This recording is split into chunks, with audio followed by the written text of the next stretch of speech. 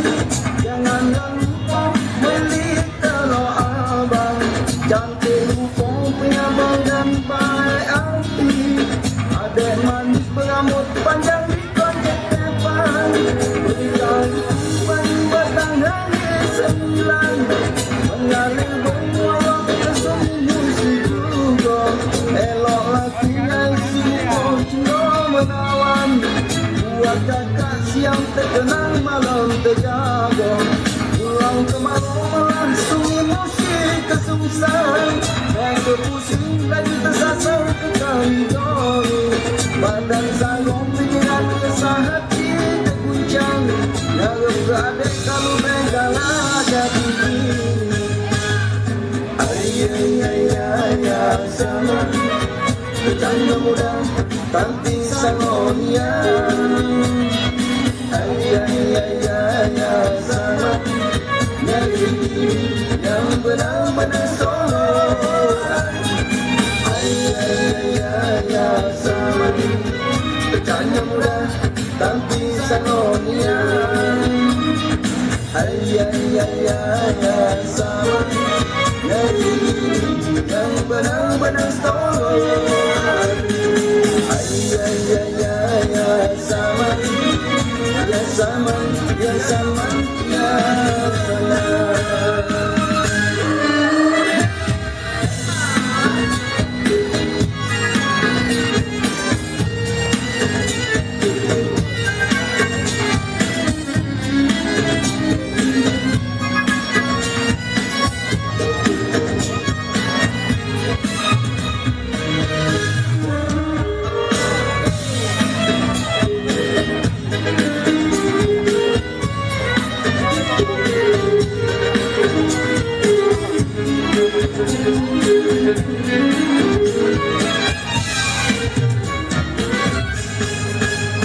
Gelombang perahu bidang di sungai Musi, janganlah lupa beli telur abang, cantik mumpung penyabang dan baik hati, agak manis berambut panjang di kocek kepang, berikau di banyu batang hari 9, mengalir bermuara ke sungai Musi juga, elok aku ngasih rupa cinta menawan.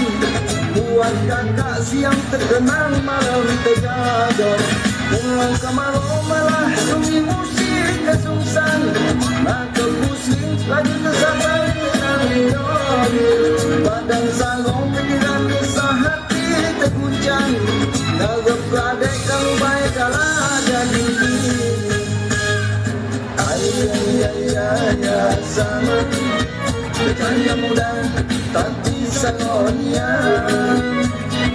Ya zaman yang ini yang benar-benar tolong. Ya zaman bertanya mudah tapi sanonia. Ya zaman yang ini yang benar-benar tolong. Ya zaman bertanya mudah tapi sanonia. Ya zaman nyari diri yang benar-benar tolong. Ya zaman bertanya mudah tapi sanonia.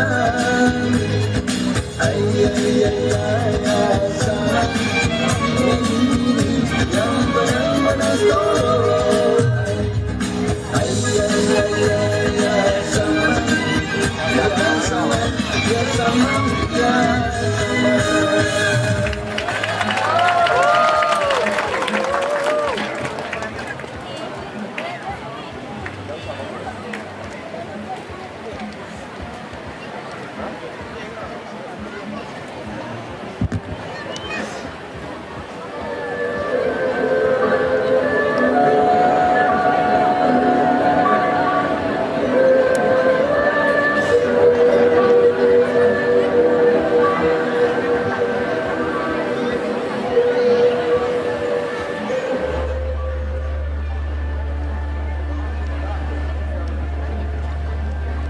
Pada masa Kesultanan Palembang Darussalam, terjadilah peperangan antara Kesultanan Palembang dengan tentara Belanda.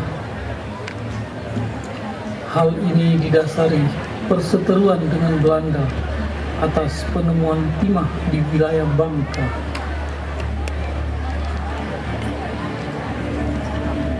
Pemerintah Palembang kala itu mendirikan benteng maritim terkuat di atas tanah Pulau Kemaru yang bernama Benteng Tambak Bayu.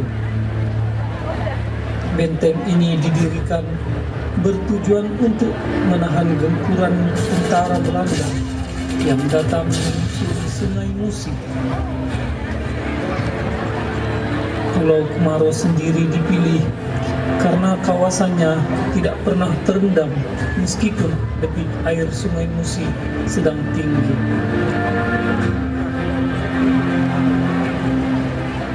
Meski Belanda akhirnya berhasil menduduki Palembang saat itu dan meluluh lantakkan semua, termasuk benteng Tambak Bayu, namun tidak bisa menghancurkan Pulau Kemaru, sebuah delta kecil yang menyimpan kisah antara Putri Sriwijaya dan Pangeran dari Tiongkok.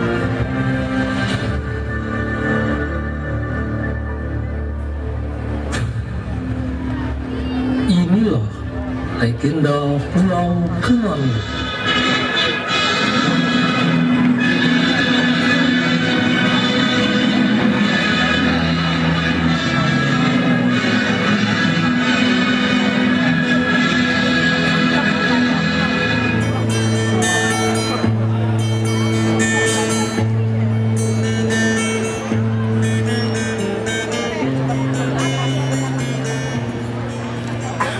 Pada zaman dahulu, dikisahkan seorang pemuda asal negeri Tiongkok berlayar menyusuri semenanjung Melaka sampai ke Selat Bangka.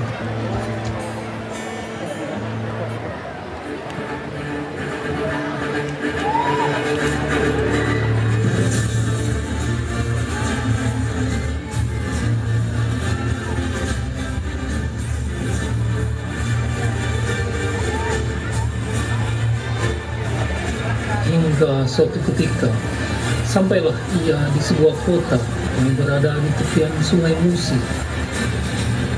Sungguh kota yang indah, sebuah kota yang dijuluki Venesia dari timur.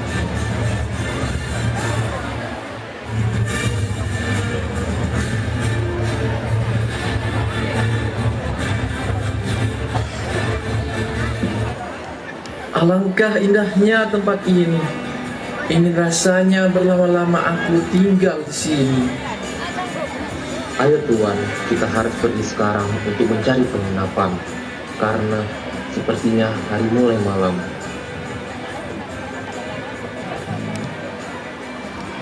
Saat malam tiba, mampirlah Tan Bun An ke sebuah restoran. Ia bermaksud untuk makan malam sambil menikmati keindahan kota Palembang.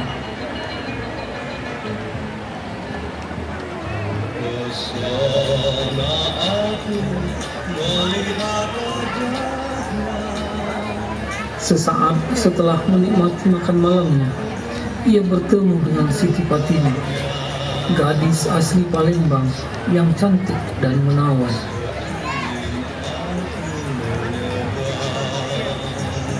Wahai gadis cantik, siapakah gerangan namamu? Kita ini tidak pernah kita ketemu sebelumnya.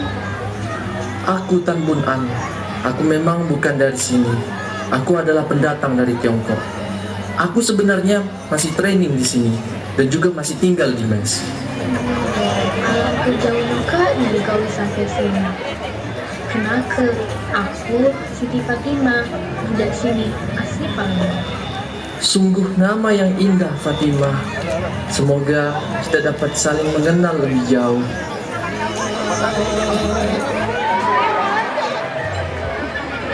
Ya sama, belagaknya kakak ini. Selanjutnya, Fatimah dan Tan Bun An semakin sering bertemu dan saling bertukar cerita.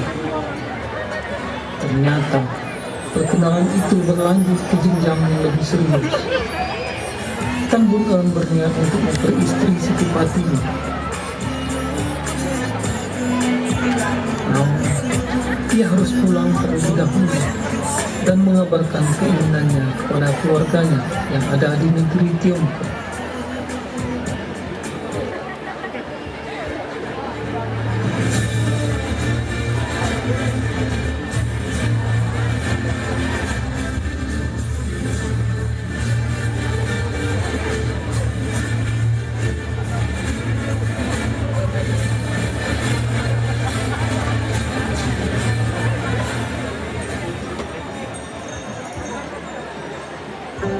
Ayah, Ibu, aku ingin menyampaikan kabar gembira.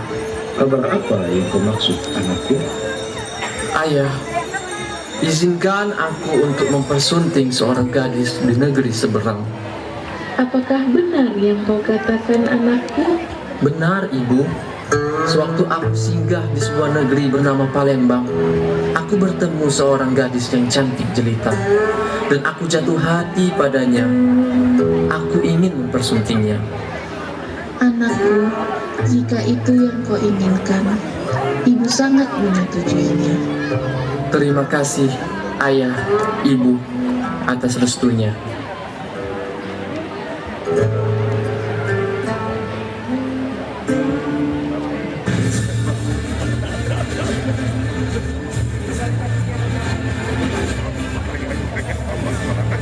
Beberapa bulan kemudian, Tan Bun An dengan armada kapal lautnya kembali berlayar ke negeri Palembang.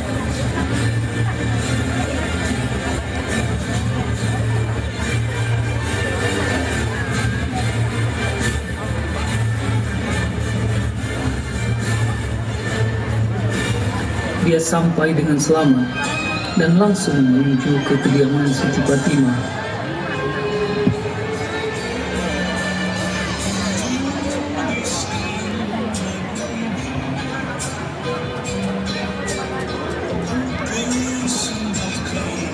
Singkat cerita, mereka berdua menikah dengan perayaan yang meriah.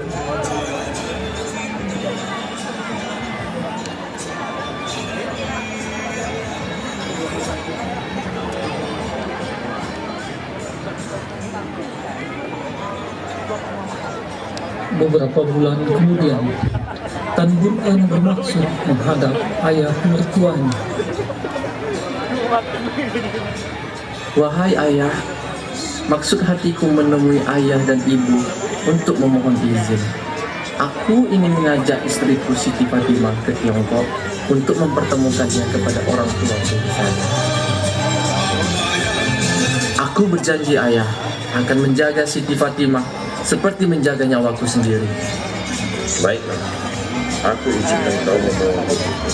Namun, kau harus menepati janjimu itu. Jagalah anakku, Tanbun An. Dengan bijaksana, sang raja dan permaisuri pun rela melepaskan anak mereka. Karena mendengar Tanbun An berjanji akan membawa kembali Siti Fatimah ke Palembang.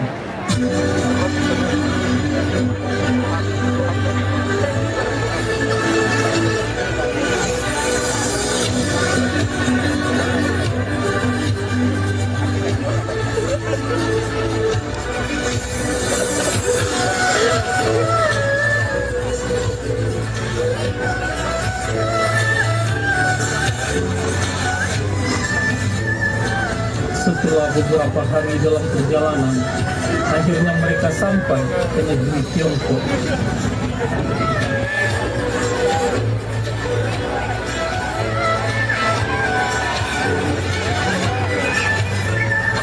Tanbun An bukanlah seorang bangsawan yang tidak menepati janji. Ketika waktunya tiba, ia menceritakan janjinya pada ayah dan ibunya untuk kembali ke Palembang membawa Siti Fatimah kepada kedua orang tuanya.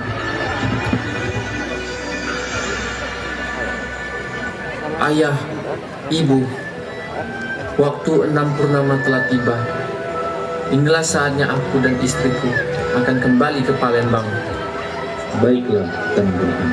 Titipkan salamku kepada kedua orang tua Siti Fatimah. Iya, Tanbun An. Jagalah istrimu dalam perjalanan. Akan kupersembahkan emas ini dan berikan kepada orang tuanya. Baiklah, ayah, ibu. Terima kasih atas restu yang kalian berikan padaku.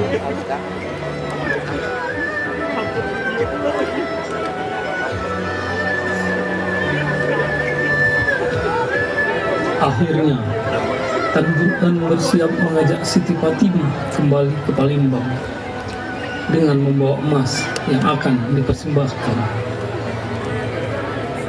Namun, mengingat jalur pelayaran ke Palembang terkenal dengan banyaknya bajak laut, maka orang tua Tanbun An sengaja menutupi peti-peti berisi emas tersebut dengan sayuran.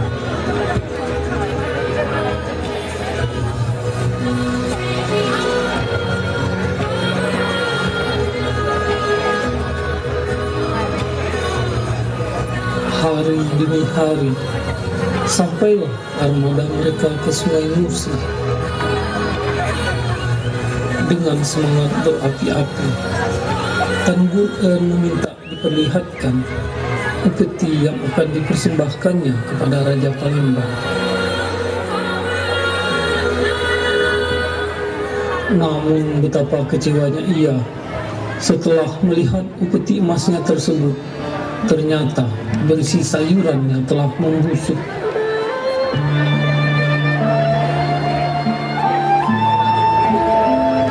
Dengan perasaan kecewa dan malu, dibuangnya peti-peti itu ke sungai. Satu persatu, peti itu dijatuhkannya.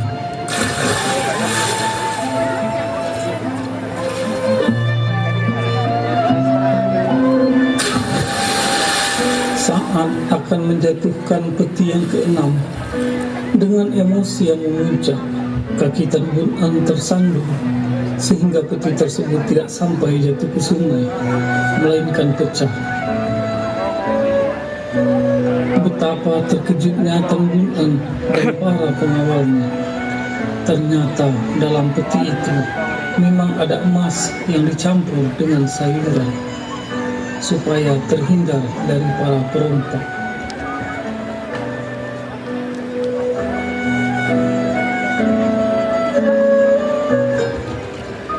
Tanbun An menyesali perbuatannya dan langsung terjun ke Sungai Musi, bermaksud mencari harta yang telah dibuangnya.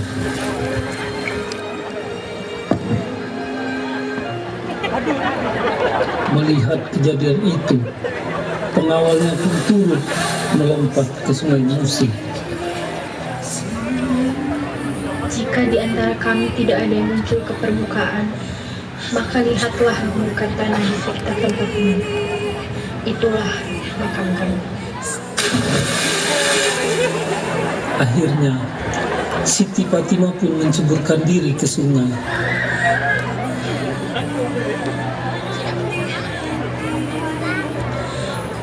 Namun beberapa waktu kemudian, muncullah pulau kecil di tempat di mana Tanduran, Siti Fatimah dan pengawalnya terjun ke sungai.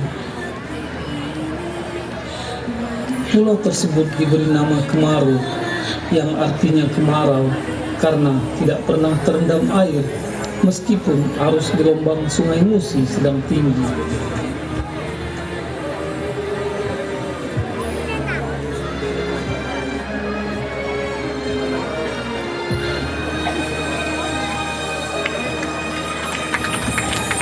Kisah inilah yang menarik bagi para wisatawan untuk berkunjung ke Pulau Kemarau dan berziarah ke makam Tanduran bersama Siti Fatimah. Kisah ini mengajarkan kepada kita untuk tidak membuat keputusan dalam keadaan marah, karena akan merugikan diri sendiri. Tepuk tangan yang meriah buat penampilan IKAS pada hari ini. Sungguhlah enak makan durian. Durian dimakan pakai ketan. Terima kasih sudah menyaksikan. Sampai bertemu di PSP tahun depan. Demikian penampilan kami pada hari ini. Wassalamualaikum warahmatullahi wabarakatuh.